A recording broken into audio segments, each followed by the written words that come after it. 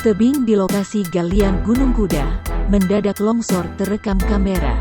Longsoran terjadi cukup besar sehingga membuat sejumlah pekerja panik dan menyelamatkan diri. Material berupa bebatuan ini runtuh dari bagian atas tebing hingga ambruk ke bagian bawah. Tidak ada korban jiwa dalam peristiwa ini.